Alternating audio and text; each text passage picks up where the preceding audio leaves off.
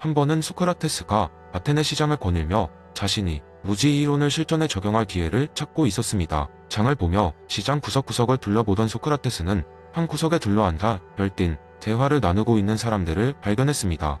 대화를 경청해보니 그들은 당시 아테네에서 유행하던 최고의 삶의 방식에 대해 논쟁을 하고 있었습니다. 하나는 검투사로서의 삶을 최고의 삶의 방식을 주장하며 물리적 힘과 기술, 명성과 부를 강조했습니다. 다른 하나는 예술가로서의 삶을 주장하며 감정의 자유로운 표현과 아름다움을 창조하는 것이 삶의 가치라고 강조했습니다. 마지막 사람은 정치가로서의 삶을 주장하며 공동체를 위해 봉사하고 도시를 이끄는 것이 가장 가치 있는 삶이라 말했습니다. 소크라테스는 그들의 논쟁에 흥미를 느끼고 그들 사이에 앉아 조용히 이야기를 듣기 시작했습니다. 그들은 소크라테스의 존재를 특이하게 여겼지만 곧 그의 존재에 익숙해졌습니다. 어느 순간 소크라테스는 미소를 지으며 말했습니다. 여러분, 각각의 삶의 방식을 주장하는 이유는 무엇입니까? 왜 그것이 진정한 최고의 삶이라 생각합니까? 검투사는 힘과 명예를 통해 죽음 앞에서도 당당할 수 있는 삶을 강조하며 강인함과 용기를 높이 평가했습니다. 예술가는 감정을 표현함으로써 인간의 본질을 이해하고 타인에게 감동을 주는 삶을 옹호했습니다. 정치가는 공동체를 위한 헌신과 지혜로 온통치의 중요성을 말하며 공동체의 발전을 위한 역할을 강조했습니다. 소크라테스는 살짝 미소를 지으며 그들에게 다시 질문을 던졌습니다. 그렇다면 여러분이 주장하는 최고의 삶이 정말로 최고라는 것을 어떻게 확신할 수 있습니까? 여러분 모두 훌륭한 이유를 대고 있지만 그것이 옳다는 증거는 무엇이죠? 그의 질문에 그들은 잠시 생각에 잠겼습니다. 그런데 소크라테스는 그들의 패러다임을 흔들기 위해 이야기를 조금 바꾸기로 했습니다. 저는 여러분 모두의 지혜를 부정하려는 것이 아닙니다. 소크라테스가 말했습니다. 하지만 나는 아무것도 모른다는 것을 안다는 사실을 언제나 마음에 두고 있습니다. 그래서 저는 스스로에게 끊임없는 질문을 던지며 진리를 탐구하곤 합니다. 그는 각자의 주장에 대해 더욱 깊이 있는 질문을 던졌습니다. 예를 들어 검투사로서의 삶이 가치 있는 것이 경험을 통한 강인함이라면 그 강인함이 결국 무엇을 위해 필요한 걸까요? 혹은 예술가로서의 삶이 아름다움을 창조한다면 그 아름다움은 어떻게 지속 가능한가요? 이러한 질문들은 그들이 스스로의 주장을 더 깊게 탐구할 수 있도록 유도했습니다. 결국 그들은 자신이 몰랐던 지식의 경계를 깨닫게 되면서 대화는 새로운 방향으로 흘러갔습니다. 대화 끝에 소크라테스는 이렇게 말했습니다. 여러분이 오늘 찾은 답변이 내일 또 다른 질문을 제기할 것입니다. 그 질문을 두려워하지 말고 오히려 즐기십시오. 그것이 진정한 지혜로 가는 길입니다. 이 대화는 소크라테스가 시장을 떠나면서도 아테네 전역에 퍼져 사람들은 그날 이후로 자신의 지식에 대해 더욱 겸손한 태도로 접근하게 되었습니다. 이 이야기는 소크라테스의 무지 이론이 현실에서 어떻게 사람들에게 메시지를 전달할 수 있는지를 잘 보여주는 예시가 되었습니다. 두 번째 이야기. 옛날 옛적 작은 마을에 한 청년이 살았다. 그의 이름은 타오였다. 시골 마을의 평범한 농부였던 타오는 매일 같은 일상을 반복하며 살아갔다. 아침에는 일찍 일어나 닭들을 돌보고 밭을 갈고 저녁이 되면 길고도 피곤한 하루를 끝마치고 잠자리에 들었다. 이러한 반복적인 일상에 조금씩 지쳐가던 어느 날 밤 타오는 이상한 꿈을 꾸게 되었다. 꿈속에서 타오는 신비한 시장을 발견했다. 그 시장에는 마을에서 본 적 없는 다양한 물건들이 가득했다. 하지만 그 무엇보다도 특별한 것은 시장이 한 구석에 자리 잡은 허름한 천막이었다. 천막 앞에는 운명의 상인이라고 적힌 나무 팻말이 달려 있었다. 호기심이 생긴 타오는 천막 안으로 들어가게 됐다.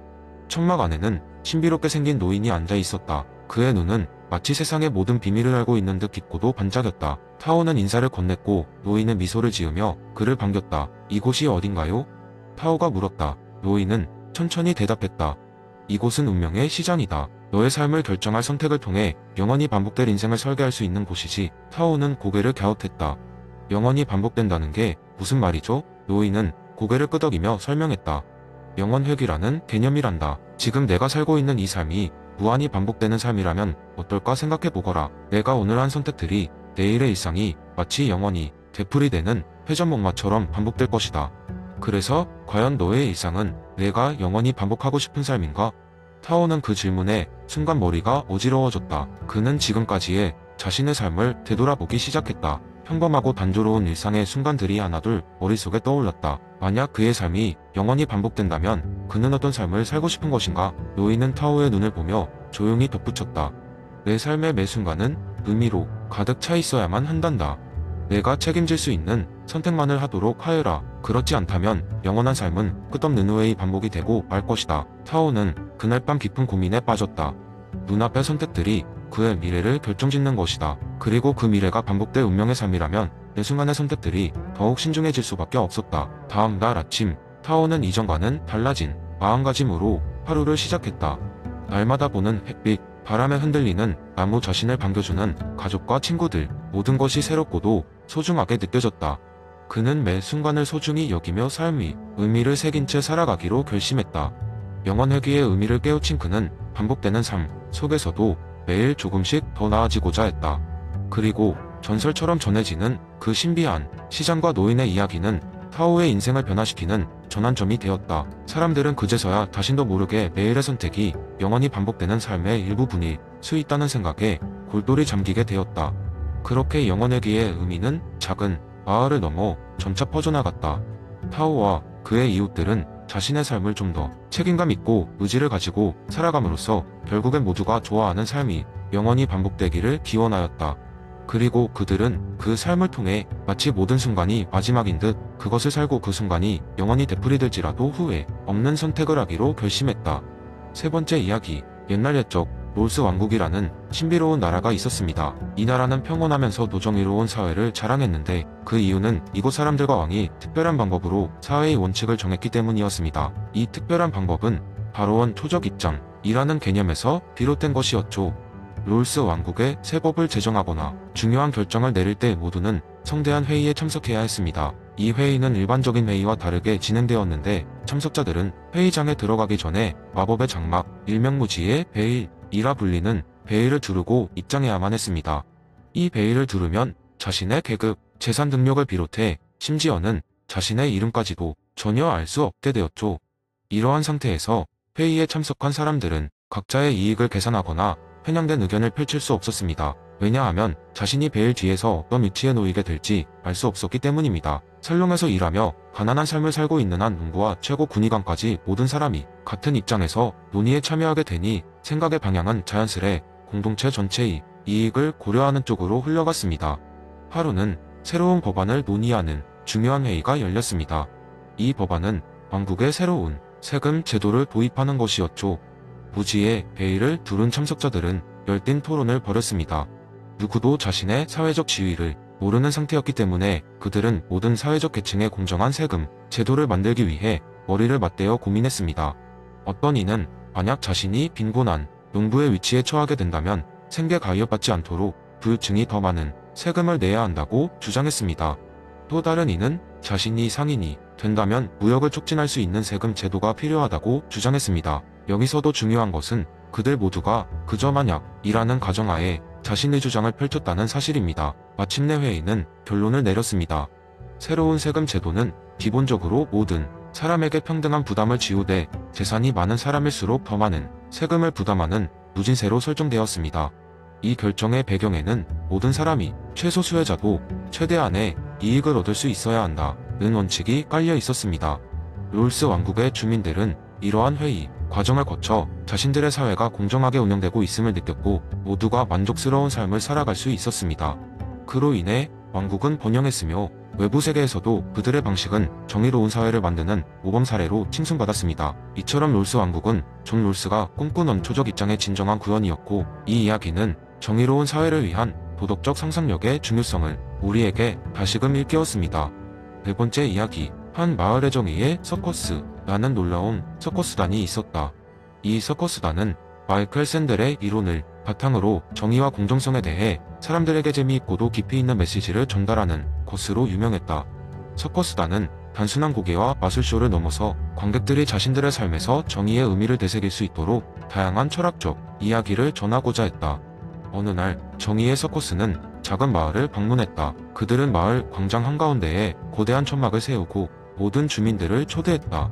서커스가 시작되기 전 마을 사람들은 무대 주변에 모여들던 기대감을 감추지 못했다. 그들 중에는 이 서커스가 단순한 오락이 아니라 삶에 대한 깊은 통찰을 줄 것이라는 소문을 들은 사람도 많았다. 드디어 공연이 시작되었다. 첫 번째 무대는 공정성의 외줄타기였다. 두 명의 외줄타기 고개사가 좁은 외줄 위에서 균형을 잡고 걸어갔다. 관객들이 숨죽이며 지켜보는 가운데 고개사들은 각자 다른 무게의 짐을 짊어지고 있었다. 한 사람은 무거운 배낭을, 다른 사람은 가벼운 손가방을 들고 있었다. 관객들은 그 모습이 불공정하다고 느꼈지만 고개사들은 서로를 도우며 끝내 한 지점에서 만나게 되었다. 이 장면을 통해 서커스단은 공정성이란 단지 시작점의 평등뿐만 아니라 각자의 다른 상황을 고려해야 한다는 메시지를 전달했다. 두 번째 무대는 정의의 저글링이었다. 저글러들은 다양한 크기와 색상의 공들을 저글링하며 각각의 공의 사회적 가치와 덕목을 상징화했다. 때때로 공들이 떨어질 때마다 그들은 함께 힘을 모아 그것들을 다시 공중으로 올렸다. 이는 정의로운 사회는 단지 개인의 선택에 의해 유지되는 것이 아니라 공동체의 협력과 지원으로 형성된다는 것을 보여주었다. 마지막으로 도덕적 미로라는 특별한 퍼포먼스가 있었다. 무대 위에 거대한 미로가 세워졌고 서커스 멤버들이 각기 다른 역할을 맡아 미로 속을 헤매기 시작했다. 그들은 미로 속에서 다양한 도덕적 딜레마에 직면하게 되었고 각자 선택에 따라 다른 길로 향했다. 그러나 이 길들은 모두 다시 교차하게 되어 있었다. 이는 관객들에게 선택의 과정이 얼마나 복잡하고도 중대한지를 상기시키며 단순히 결과만큼이나 과정과 절차의 중요성을 일깨워 주었다. 서커스가 끝난 후 관객들은 뜨거운 박수를 보내며 공연을 극찬했다. 정의의 서커스는 엔터테인먼트를 넘어서 마이클 샌델의 철학을 바탕으로 한정의의 깊은 의미를 강조했다. 그들은 관객들에게 웃음과 즐거움을 줬을 뿐만 아니라 각자의 삶 속에서 정의로운 선택이란 무엇인지 곰곰이 생각해보는 기회를 제공했다. 사람들은 이 서커스를 통해 사회적 맥락 속에서 정의를 바라보는 새로운 시각을 얻고 더 나아가 자신과 공동체를 위한 올바른 선택을 하는 데 있어 많은 영감을 받았다.